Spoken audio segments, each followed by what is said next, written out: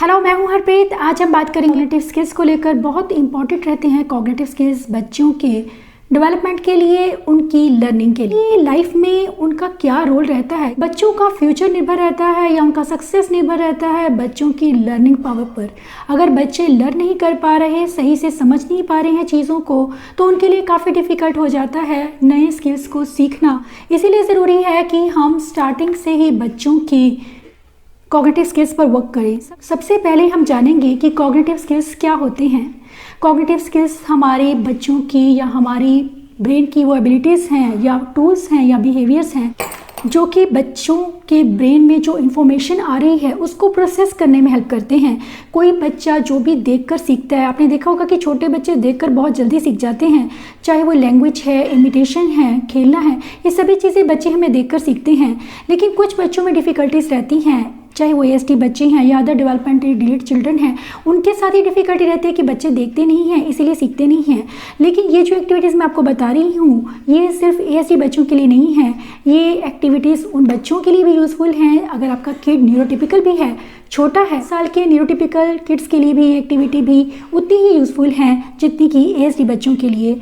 उनके ब्रेन को किस तरह से डेवलप किया जाए, बहुत से लोग मुझे पूछते हैं ये चीज़ कि जो आप एक्टिविटीज़ शेयर करती हैं क्या सिर्फ ASD बच्चों के लिए, आप अपने न्यूरोटिपिकल किड्स के साथ भी कर सकते हैं। अब हम बात करेंगे कि कॉग्निटिव स्किल्स क्या होती हैं। कॉग्निटिव स्किल्स हमारे ब्रेन के वो स्किल्स हैं, हमारी एबिलिटीज़ हैं, हमारे बिहेवियर्स हैं, जिसके बेस पर हमारा जो ब्रेन है किस तरह से इंफॉर्मेशन को प्रोसेस करता है। हमारा ब्रेन जिस हिसाब से इंफॉर्मेशन को हम प्रोसेस करते हैं, उन एबिलिटीज़ को, उन बिहेवियर्स को हम कॉग्निटिव स्किल्स का नाम देते हैं। चाहे वो हमारा इनकमिंग आउटपुट जो हमें मिल रहा है या फिर आउटगोइंग, यानी कि लर्निंग, हमारा सीखना, देखना, सीखना, ये चाहिए नहीं कि हमारा ब्रेन किस तरह से इंफॉर्मेशन को प्रोसेस करता है। इसके अलावा कॉग्निटिव स्किल्स जो है वो डिटरमिन करते हैं हमारी लर्निंग को। बच्चों के कॉग्निटिव स्किल्स पर right from the beginning work करने का मतलब है कि आप बच्चों में वो फाउंडेशन स्किल को इम्प्रूव कर रहे हैं, उस फाउंडेशन स्किल पे वर्क कर रहे हैं, उसे मजबूत बना रहे हैं, जो हेल्प करेगा आगे जाकर। वो हमारे ब्रेन में रहते हैं, किसी चीज़ को हमने सीख लिया है,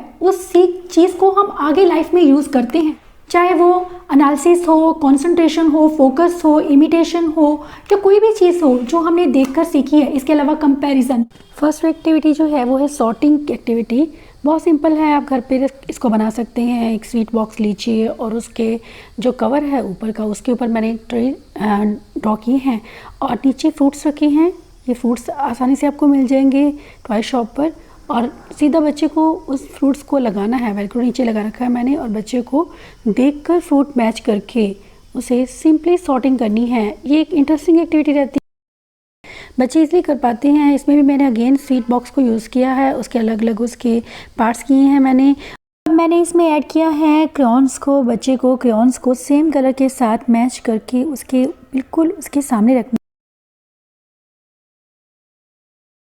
नेक्स्ट जो है ये भी सॉर्टिंग, अगेन सॉर्टिंग एक्टिविटी है, लेकिन थोड़ी डिफरेंट है। इसमें मैंने, क्योंकि मैंने हर लेवल के हिसाब से ये चीज़ों को रखा है, तो आप ध्यान से देखकर कि आपका बच्चा किस लेवल में है, उस लेवल के हिसाब से आप बच्चे को करवाएंगे, ये चीज़ का ध्यान रखेंगे। इसमें थोड़ा सा लेवल थोड़ा मैंने टफ़ किया है कि मैंने अलग अलग कलर्स के नॉन आइडेंटिकल, जिसे कहते हैं शेप मैचिंग या सॉर्टिंग, तो ये एक चीज़ जो है बच्चों को हेल्प करती है, उनको डिफ्रेंशिएट करना सिखाती है, डिस्क्रिमिनेट करना, विजुअली डिस्क्रिमिनेट करना, शेप्स को, साइज़ को।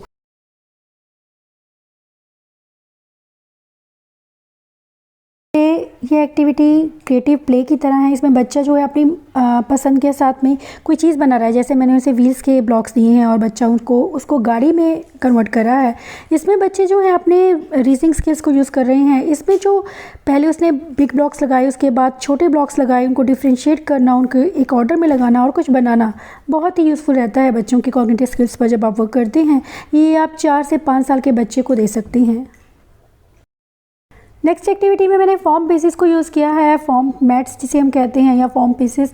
इनको मैंने पज़ल पीसेस हैं, इनको मैंने इसमें से मैंने लेटर्स को निकाला है और निकाल कर एक साइड पर रखा है। 6 पीसेस है, आप चाहे तो कम ले सकते हैं। स्टार्टिंग में 3 लीजिए, 4 लीजिए, जितना आपका बच्चा इजीली कर पाए अंडरस्टैंड करके।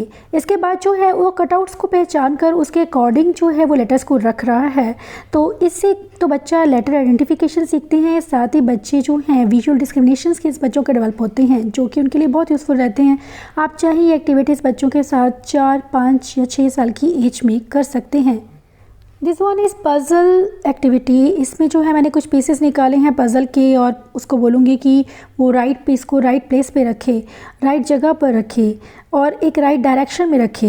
ये एक जो चीज़ है बच्चों को हेल्प करती है, उनके कॉग्निटिव स्किल्स पे आप वर्क करते हैं जब, क्योंकि बच्चे जो हैं देखते हैं कि कौन सी चीज़ कहाँ पर फिट हो रही है। उसे आप पूछेंगे कि ये पीस कहाँ पर जाएगा, फेस है। इससे बच्चे जो है आइडेंटिफिकेशन भी सीखते हैं बॉडी पार्ट्स की। बच्चों के प्रॉब्लम सॉल्विंग स्किल्स को इम्प्रूव करने में भी पजल्स बहुत ज़्यादा हेल्पफुल रहती हैं।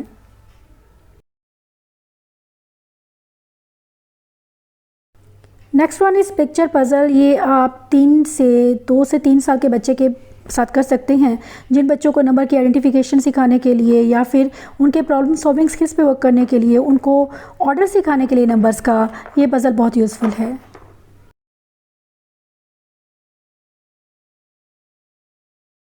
नेक्स्ट वन जो है उसमें लेवल थोड़ा बड़ा है, क्योंकि ये आप थोड़े बड़े बच्चों के साथ करेंगे। 6 साल के, 5 या 6 साल का अगर आपका बच्चा है तो आप इसके साथ ये कर सकते हैं ईज़िली। इसमें जो है पज़ल्स को आपने रखना है उसके पास में, जो है मैंने उसे असेंडिंग ऑर्डर में बच्चे को रखना है कि पहले पानी बिल्कुल खाली है, जार जो बॉटल है उसके बाद उसमें थोड़ा पानी है।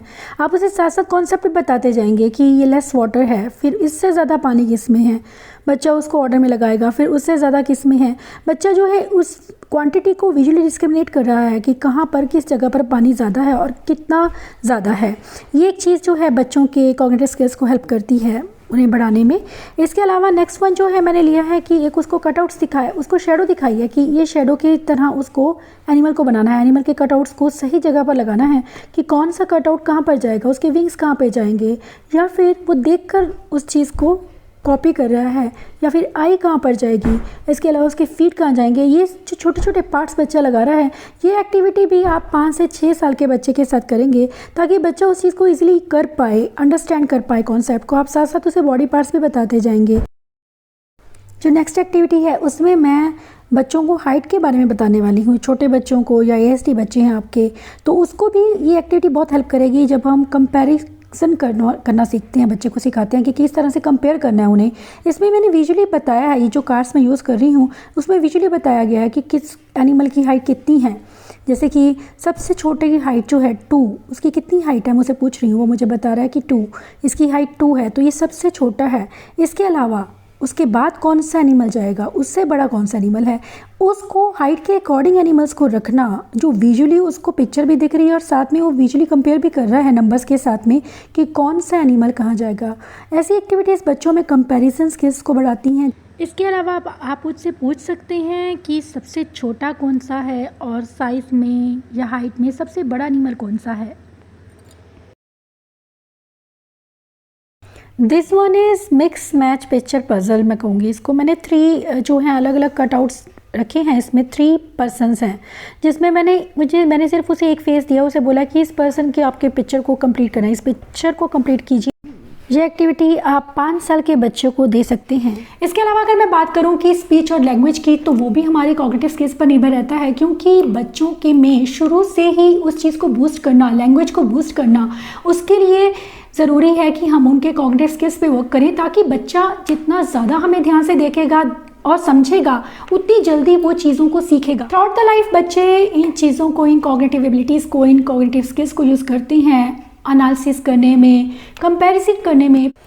ये एक्टिविटी है how many faces the dice has. Dice के कितने फेसेस हैं, इसमें नंबर मैंने क्लियर रखे हैं ताकि बच्चे को क्लियरिटी रहे। डॉट्स नहीं लगाए, मैंने नंबर्स दिए हैं इसी वजह से। और एक तो बच्चे के फाइन मोटर पे वर्क करें आप। बच्चा जब हाथ में उसको मैनिपुलेट कर रहा है, उसको घुमा रहा है, तो ये एक चीज़ बच्चों के फाइन मोटर स्किल्स को इंप्रूव करती है। उसके साथ साथ बच्चा जो है नंबर्स, अलग अलग नंबर्स देख के बता रहा है कि सबसे बड़ा नंबर कहाँ पर है, कितने नंबर्स हैं टोटल इसमें, तो वो 6 तक काउंट करके मुझे बताएगा कि डाइस के 6 फेसेस हैं। मैंने टेनग्राम्स को यूज़ किया है, इसमें या ब्लॉक्स ले सकते हैं। मैंने एक घर बनाने के लिए उसे बोला है, मैं उसको बोल रही हूँ कि जिस तरह से मैं कर रही हूँ उसे इमिटेट करे, और मैंने एक साइड पर बना रही हूँ, वो मुझे देखकर बना रहा है। इससे बच्चों में सोशल स्किल्स डेवलप होते हैं, बच्चे दूसरों को देखना शुरू करते हैं, क्योंकि ये ऐसे बच्चों में बहुत कम रहता है। तो आप ये एक्टिविटी नॉर्मल बच्चों के साथ साथ, न्यूरोटिपिकल के साथ साथ ASD बच्चों के लिए भी उतनी ही यूज़फुल है। तो आप बच्चे को बोलेंगे कि हम घर बनाएंगे ब्लॉक्स के साथ में। ये बच्चों के फाइन मोटर स्किल्स डेवलपमेंट के लिए भी बहुत अच्छा है, क्योंकि बच्चे छोटे छोटे पीसेस को जब उठाते हैं उसके लिए उन्हें फाइन मोटर स्किल्स की ज़रूरत रहती है। इसके अलावा उसे बोलेंगे कि ये क्या बनाया हमने, तो वो बोलेगा घर। तो इस घर में कौन रहेगा, मैं उसे पूछ रही हूँ, मैंने उसे एक पिक्चर दिया है और उसे बोलूँगी कि घर में कौन रहेगा, बॉय। ये एक्टिविटीज़ जो मैंने आपके साथ शेयर की हैं डेफिनेटली बच्चों के कॉग्निटिव स्किल्स को एनहेंस करने वाली है, उन्हें इम्प्रूव करने वाली। Thanks for watching.